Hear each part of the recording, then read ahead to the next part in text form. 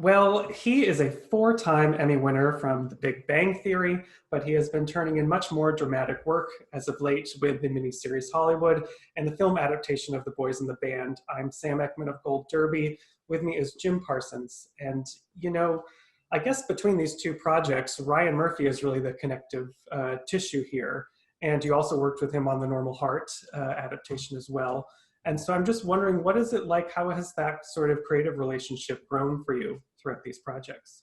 Yeah, God, I mean, sort of it's grown without me kind of realizing it because you're doing it and going along and then you look back and it really has been, one of the crazy things that's been fortunate for me is that I've had these two projects, both Hollywood and Boys in the Band, in the can before the pandemic and quarantine started. And so I haven't gone anywhere to work in a long time, but I've had this sense of working by doing all this press for these two projects. So it's a very fortunate but odd continuation for me.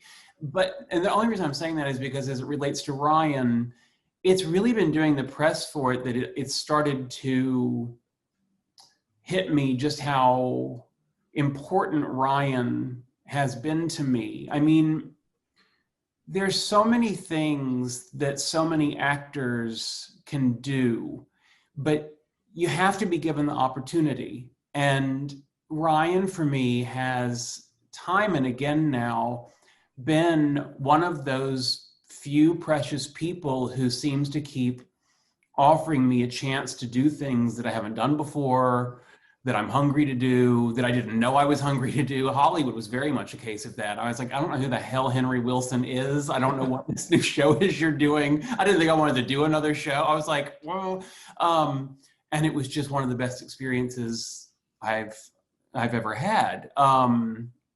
Anyway, so in that way, I feel like it's still a growing relationship. I mean, we have another movie in the works, another play adaptation, Georgia McBride.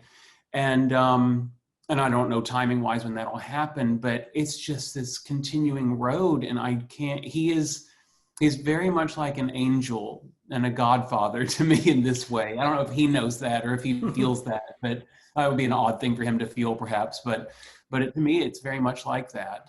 Yeah. Well, speaking of Mr. Henry Wilson in Hollywood, I was thinking about how he's a real life figure that you're playing, but the show, the miniseries, takes a lot of liberties, deliberately sort of reimagines many aspects of that era in Hollywood. So how did you have to approach that in terms of your research and what was there balancing, real versus the show?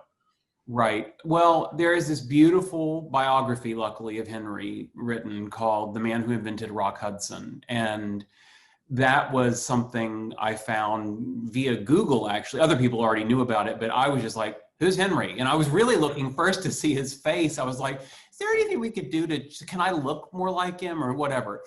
And then I came across this book. It really turned into my Bible. It is so well researched, and so many of the anecdotes, not just in Henry's story, but throughout the series, there's other parts that are referenced in this book. It's a real treasure trove. And for me, I've talked about this before, forgive me if you've heard me say this, but it was true and bears repeating. It was such a stroke of luck that I didn't know who Henry was before, and that I found out through this book at the same time I was getting the scripts, because it forced this humanizing of him. I didn't have any preconceived notions about him. And as they were blissfully cherry picking parts of this character to make him either more outlandish or worse or whatever, I had this kind of Bible in front of me that just gave a whole life story about him. And it really made it, looking at it now, and that made it so delicious to me to get to do all these things, because I was always approaching the worst of the scenes with him with a certain modicum, which you always try to do as an actor, but it was even better this time, of this, he's a real human, he's a real person, and he may have horrible ways of getting through his life and his career, but he's doing what he feels is his only option or what he wants to, I don't know. Yeah. It was a real blessing in that way. Yeah, because he does have, there's many things about him that are sort of slimy. And Yes. he does some despicable stuff in the show. Is it, Yeah. when you read like a script, the scenes that, those awful scenes you talk about for the first time, what is your initial reaction? Is there like trepidation of taking that on? Not as far as like in general, like as far as an actor or how will I look doing this. Uh, I would say no. I mean, there's a couple there were, a couple of little things along the way that you have to do with another actor or say to another actor that until you're there, it's hard for me to imagine, oh, what is this going to feel like? Or is this going to be awkward? And luckily, very luckily for me, I was paired with Jake Picking, who played Rock Hudson, and I had not met Jake before. And oh my God, what is he, half my age, if that? But anyway, he is so creative and so enthusiastic and so playful on the set that it really, we had a really good time doing it. And his take on rock was such that, it's something you normally see in comedy where when bad things happen to somebody, it can't hurt too bad to the other character or no one wants to see it anymore. And this wasn't, sometimes it was a comedy scene, but even in the worst of them, he never looked overly hurt. He had I don't know, he had a way of dealing with it that allowed me to keep going at him and the situations, and not having to try and morph something for the audience's sake so they could still be able to deal with this or whatever. So I don't know, I owed him a lot of thanks as far as the way getting to play that part came. And when the script turns and Henry tries to make amends to Rock in his own, again, kind of twisted but sincere for him way, luckily we filmed that towards the end of the production, and the relationship I had with Jake, I don't know, it informed it for me. It gave it an extra level of meaning for me. It felt good to be able to say some of those trying to be redemptive things to this same human that I had been throwing all that shit on for weeks and weeks. Yeah, when I was getting ready to talk to you and like thinking about both of these projects and these characters, I was thinking, I'm just wondering your thoughts on this. It seems that both of them, maybe both Henry and Michael from Boys in the Band, have a lot of self-loathing about themselves. That's I think, something we hear a lot when discussing the Boys in the Band, about characters who have trouble being out or cannot be out. Right. Did you find that there's a sort of similarity between those two in that way? Definitely. And I think for somewhat different reasons. I mean, the main connective tissue between both of them is that they were both homosexuals dealing with the times in which they were alive, and therefore that was fascinating to me to play these roles back to back, because Michael in Boys in the Band is a gay man right at the cusp of society in America, where he is right before Stonewall, right before, which didn't cure everything, but was a domino falling. And so there was this kind of explosive pent-up energy that was ready to blow, and it did, which when Michael the character was going through his life. Whereas Henry was in a time where there was no explosion nearing. It was, you were doing what you had to do in order to succeed and get by, or you were throwing it to caution to the winds and saying, I don't care. But Henry was in a business where it wouldn't have been okay to be publicly out, representing people who he was trying to make, clean as milk and all American, and these buff guys like any woman would want, but several of them were also homosexuals. It was a very different, reason for feeling pent up, I guess, is what I'm saying. And I don't know. And the other thing that about both of them, whatever the reason, I do find when you as an actor can kind of pinpoint for yourself sort of just that feeling of like the humanizing reason of why someone does the things they do. You know, I think for any actor, it's one of the joys of playing somebody who does not very good things. The very human curiosity of why. What would drive you to do it? And some things are, I think, insurmountable depending on your mind and who you are and what you believe in. It's like, I can't get there. Whereas, you know, if something's well written and or in some cases based on a real person like this is, it's not challenging. I mean, it is challenging in a rewarding way, but it's not impossible. You can find that and just be like, there's a lot of influences that these characters are responding to that are making them do things that on the surface look really not good. Yeah, if that makes sense. Sometimes I don't finish my sentences well. I trail off into an ellipses. I use ellipses all the time in my emails, by the way, and I think this is why. It's just a real life manifestation. Yeah. Well, you know, you were talking about how there was sort of a shift right after Michael's on the cusp of Stonewall and everything. And with this play, it's a classic, you know, piece of gay drama. Right. And it does feel, you know, I remember when the Broadway cast was announced, and it felt really special to have this particular play be performed by an outcast entirely, and by actors who are very successful in it, right, know, at the top of their careers.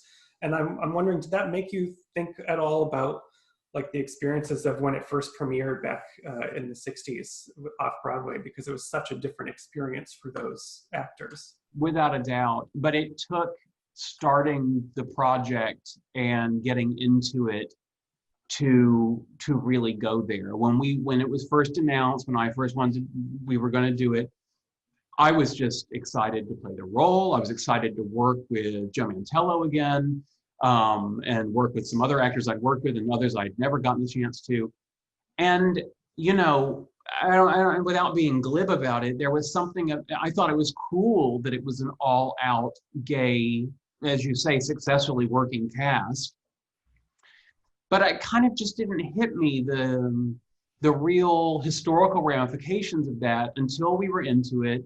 And the more research we were presented with, and the more we talked about it, and just going through the scenes. And I think once I really took the time, I know this is what happened, when I really took the time to really hear and understand the trouble being in this play had caused those actors at that time, the way, not only did many of them not work again, even the straight ones who were involved because they were associated with it, so it was kind of iffy. Half the cast ended up dying of AIDS, and it was just so many layers of exactly the potency inside Mart's work is this powder keg of frustrations and denials and not being able to realize who you are and just be who you are in the world, and the turmoil that causes. And from that point forward, and ever since, it's made it an extra point of pride to be a part of this group of gay men who are presenting this. And not just the actors, but Joe and Ryan and Ned Martell, the other producer, and Mart, who was with us and the entire time he was still alive through the shoot. But I guess why I keep saying this, because it was so unexpected for me. And in a weird way, I find myself hesitant I was hesitant to want to give it too much credit, that fact, for how it was affecting the work. I felt like the play stands on its own. The characters stand on their own. Our work as actors and as Joe's director, it all stands on its own, whether we were gay or straight or whatever. And I do think there's a lot of truth to that. But there is no denying that we, as out gay, successful working actors in the year 2020, are, even without trying to, in a dialogue with this material from the late 60s and what it was to be a gay person back then.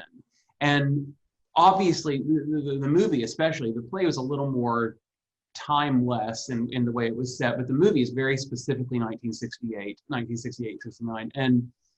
And so none of us tried to bring anything modern to it. And I guess that's what I really like about being able to admit that it's there now, that quality, is that it bubbles under the surface, and it's within our hearts and our souls and relationships with each other. We're playing these characters, and they're characters of this period of time, but we as human beings and as actors, we're of this time. And so you wouldn't have been able to have this particular type of production 20 years ago. I mean, it just wouldn't have been possible. I don't know exactly what the differences would be, but there's no denying that there's time has changed, and the people involved and the script itself. I think the reception of this play has changed, and I think it has stronger legs, as it were, than Mart or anybody else could have ever predicted. I think the world changing and being a kinder place to homosexuals in so many ways has allowed Mart's specific brutal words to be a stand-in for so many other types of people who feel othered or neglected or left out or told that they're not less than human. It's just different now, you know. And that's a long answer. I can't shut up. It was a great answer. Sorry. It was great. I am wondering, because you have the distinction of performing, you've done this adaptation route before. You've performed in 2 seminal gay works with The Normal Heart on Broadway and then the film version, and now The Boys in the Band on Broadway and the film version. And I'm wondering if, when you filmed this, did anything kind of land differently for you when making the movie? Did anything kind of hit differently, or new discoveries? I don't know if I could tell you specifically what it was.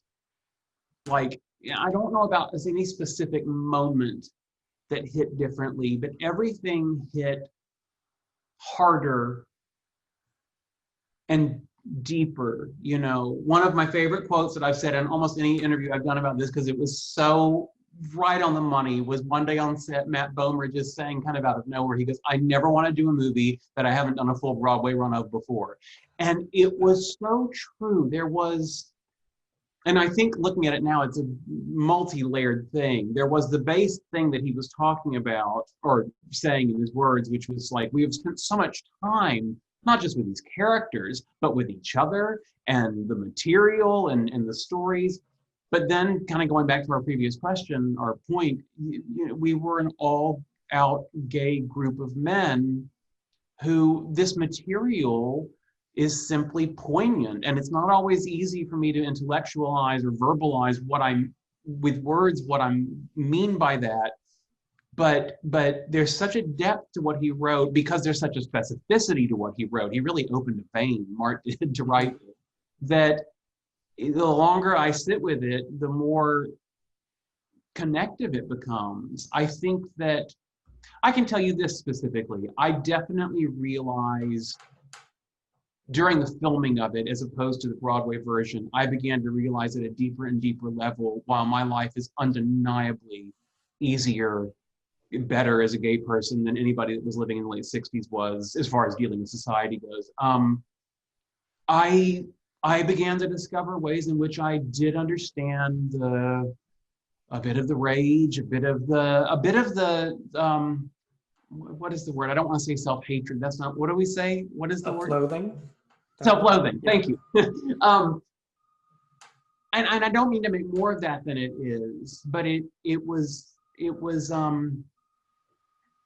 I don't know. I think it's easier in this day and age to kind of gloss over some residual, or not even residual, but still prevalent homophobia, biases, things like that, because it's so much better in so many ways. And like I don't feel, I mean, unfortunately, I also live in New York, but like where I am, where I live, and in my life in this time, I don't feel a physical threat for being gay.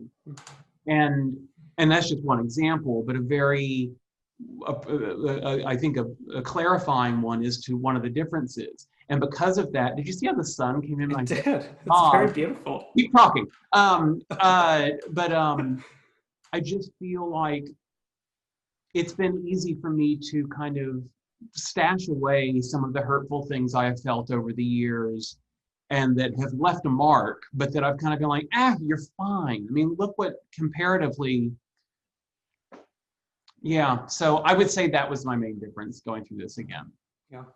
Well, thank you so much. I will have to let you go, and I think that's a great place to end it as the sun shines on your face at the end of our conversation. I really appreciate it. Thank you. So everyone who's watching, make sure you subscribe to Gold Derby. And Jim, thank you so much. It was great to speak to you. Thank you. It was good to see you.